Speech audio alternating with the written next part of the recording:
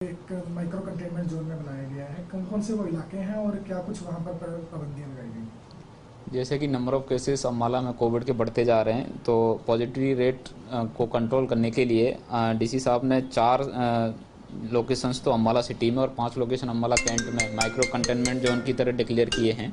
Ambala city में है जंडली है, दुर्गानगर है, सेक्टर 9 और सेक्टर 10, ये चारों as an micro containment zone declare हुए हैं।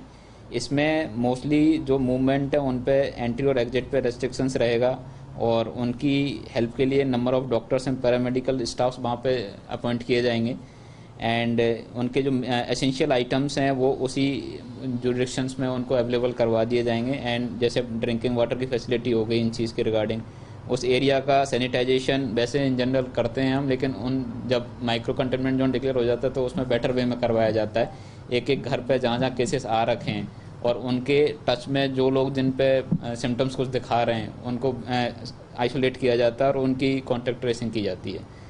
एंड अगर सॉलिड वेस्ट डिस्पोजल के लिए उनका सेपरेट कॉरपोरेशन की साइड से वैसे पहले से भी बैन जाती है, लेकिन अब सेपरेट उनका डिस्पोजल रहेगा। मैं आप लोगों के माध्यम से लोगों से गुजारिश करूंगा कि माइक्रो कंटेनमेंट जोन जब डिक्लेयर किया जाता है, जब उसकी पॉजिटिव रेट उस एरिया में ज़्यादा हो जाती है, तो इन एरिया के लोगों से स्पेशली और सारे अम्बाला के वासियों से अनुरोध चाहता हूं कि कोविड के केसेस को बढ़ रहे हैं उसको ध्यान में रखते हुए सारे प्रोटोकॉल्स फॉलो करें, अपने दोनों डोज वैक्सीनेशन कंप्लीट करा लें और अगर आप फ्रंटलाइन हेल्थ वर्कर्स हैं या 60+ हैं तो बूस्टर डोज ले लें।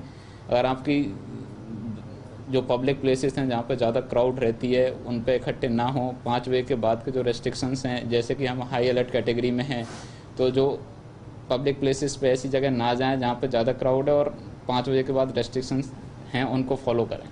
तो आपके माध्यम से मैं लोगों से रिक्वेस्ट करूँगा कि हम ऑफिसर्स चाहे कितना भी ट्राई कर लें, ये तब तक इस पेंडेमिक को कंट्रोल नहीं कर सकते जैसे जब तक आपका सपोर्ट नहीं होगा।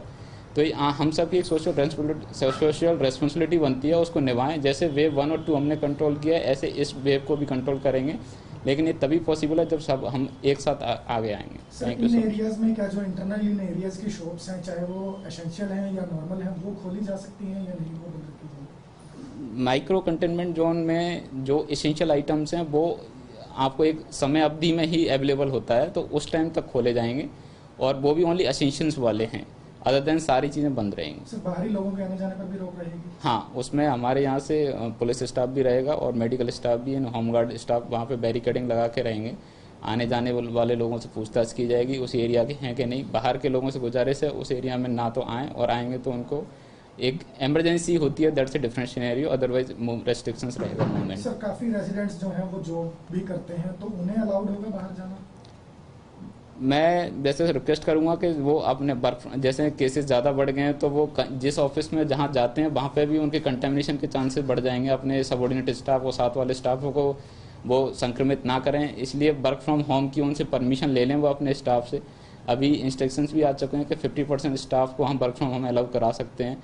हाउएवर किसी का अगर जाना कंपलसरी है तो वो सारी सोशल डिस्टेंसिंग और मास्क और वैक्सीनेशन नॉर्म्स फॉलो करके जा सकते हैं। सर, फिलहाल कितने दिन के लिए कंटेनमेंट जोन बनाया गया है? अभी तो मेनली जैसे जैसे इनके नंबर ऑफ केसेस उस एरिया में, पर्टिकुलर एरिया में अगर डाउन होंगे तो उसको हटा दिया जाएगा। It depends on the number of cases.